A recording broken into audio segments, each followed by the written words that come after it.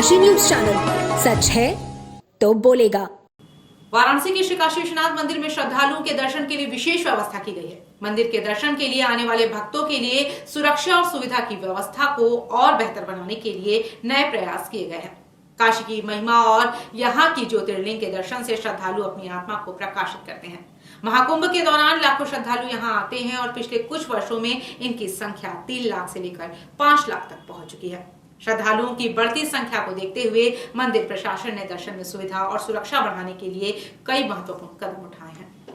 Protocol को स्थगित कर दिया गया है और अब श्रद्धालुओं को किसी प्रकार की असुविधा से बचने के लिए आवश्यक निर्देश दिए गए हैं। सभी श्रद्धालुओं से अनुरोध किया गया है कि वे संयम बनाए रखें और दर्शन में सहायक बने।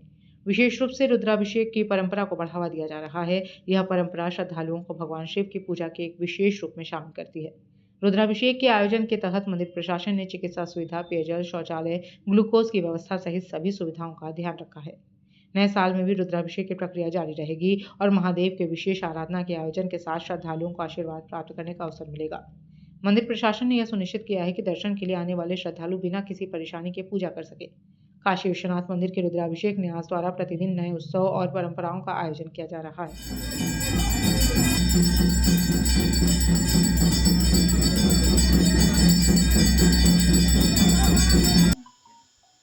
हर हर महादेव।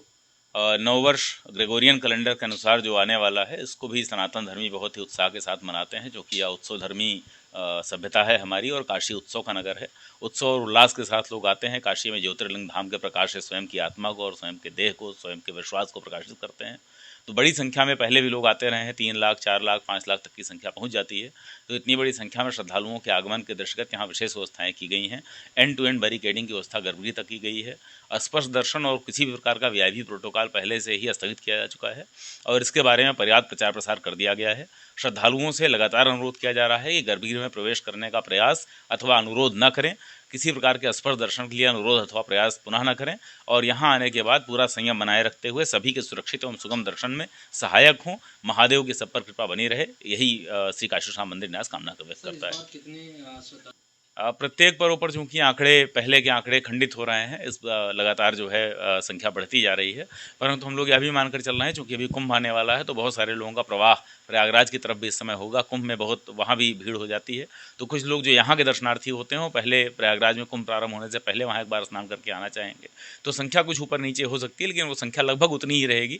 5 से 7 लाख, 8 लाख के बीच में, 10 लाख तक मैक्सिमम हम लोग मानकर चल रहे हैं कि संख्या हो सकती है और उसी के अनुरूप हमने पूरी व्यवस्थाएँ की हैं, जिसके अंतर्गत चिकित्सा व्यवस्था के लिए विशेष दस्त लगाया जाना, यहाँ पर पेयजल की व्यवस्था कराया जाना, विशेष शौचालय साफ करते हुए उसकी व्यवस्था कराया जाना, बैगेज काउंटर की संख्या बढ़ाया जाना, बैरिकेडिंग्स करना, ग्लूकोज की व्यवस्था कराना और बाकी इस तरह की जो भी सुविधाजनक व्यवस्थाएं और सुरक्षा के लिए आवश्यक व्यवस्थाएं हैं पूरी सुनिश्चित। पूर्वांचल की खबरों से जुड़े रहने के लिए आज ही सब्सक्राइब करें हमारा YouTube चैनल डनकाशी और हाँ, लेटेस्ट अपडेट्स के लिए बेल आइकन को प्रेस करना ना भूलें। और आपके पास है कोई जानकारी या है कोई सूचना तो हमारे दिए गए नंबर पर आप हमसे संपर्क कर सकते हैं।